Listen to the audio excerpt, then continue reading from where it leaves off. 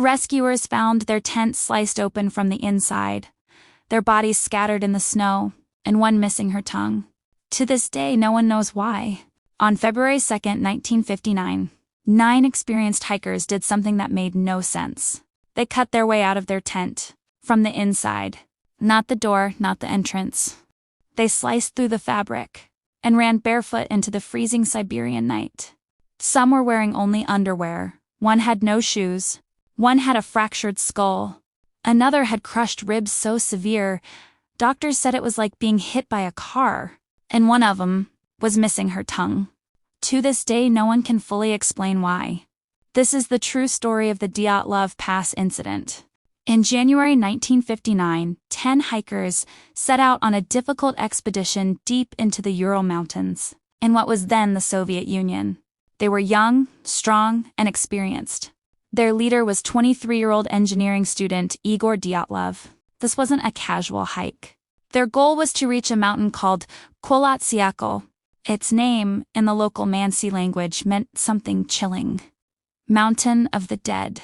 But they weren't afraid. They were skilled survivalists. They had trained for extreme conditions. This expedition would earn them the highest hiking certification in the Soviet Union. Everything was planned. Everything was controlled. Until it wasn't. One member turned back early due to illness. That decision saved his life, because the remaining 9 would never return. On February 1st, the hikers reached the slope of Kholat Syakhl. Snowstorms were forming, and visibility was dropping. Instead of descending to safer ground, Dyatlov made a critical decision. They would camp on the exposed mountainside. They pitched their tent directly on the slope. That night, they ate dinner, wrote in their journals, and laughed together. Photos recovered later show them smiling, relaxed, alive. Then, sometime during the night, something happened. Something so terrifying, they cut open their own tent and ran. When the hikers didn't return, search teams were sent out weeks later. On February 26th, rescuers found the tent. What they saw made no sense. The tent was still standing. Their belongings were inside: boots, coats, food, everything they needed to survive the freezing temperatures. Left behind, and they saw the cuts. The tent had been slashed open from the inside, not torn by wind, not damaged by animals, as if the hikers were desperate to escape immediately. Then rescuers followed footprints in the snow. Bare footprints, some wearing only socks. Some barefoot, they led away from the tent, into the dark forest. Temperatures that night had dropped to -30 degrees Celsius. No one could survive long like that. Then they found the first bodies. 2 hikers under a cedar tree, barefoot. Frozen, their hands were burned, as if they had tried to light a fire, or warm themselves desperately.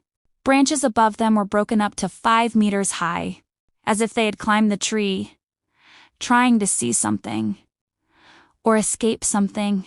Over the next few months, more bodies were found. Dyatlov himself was discovered face down in the snow. He was wearing only socks and a thin jacket. He had died of hypothermia. Others were found scattered between the tree and the tent, as if they had tried to return, but they never made it. Then came the final 4 bodies, buried deeper under snow. These were different. Much different. One had a crushed skull.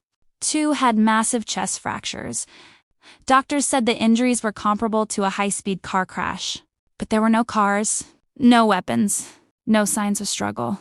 Even more disturbing, one of the hikers, Ludmila Dubinina, was missing her tongue and part of her face. Yet there was no blood, meaning it likely happened after death. But how? And why? Investigators were baffled. There were no signs of attack, no animal tracks, no evidence of other people. But then they found something else. Some of the hikers' clothing contained abnormal levels of radiation. Radiation, in the middle of nowhere. The Soviet government quickly closed the case. Their official conclusion was vague and chilling. An unknown compelling force. No explanation or answers. The area was closed to the public for years. Rumors spread rapidly. Some believed it was a military experiment. Others believed it was an avalanche. Some even claimed UFO sightings were reported in the area that same night. But none of these explanations fully explain everything. Why did they cut open the tent instead of using the entrance? Why did they run barefoot into freezing temperatures? Why were some injuries so severe without external wounds? Why was there radiation? And what made them leave so suddenly in pure terror? Today the location is known as Dyatlov Pass, named after the man who led his friends into the unknown. Modern scientists now believe a rare type of avalanche may have been responsible. But even that doesn't explain every detail, because avalanches don't make people remove their clothes. Avalanches don't cause radiation. Avalanches don't make 9 experienced hikers panic so completely. They abandon everything and run. Whatever happened on that mountain happened fast. It happened suddenly, and it left behind one of the most disturbing mysteries in human history. 9 hikers went in. None came back. And the mountain still keeps their secret.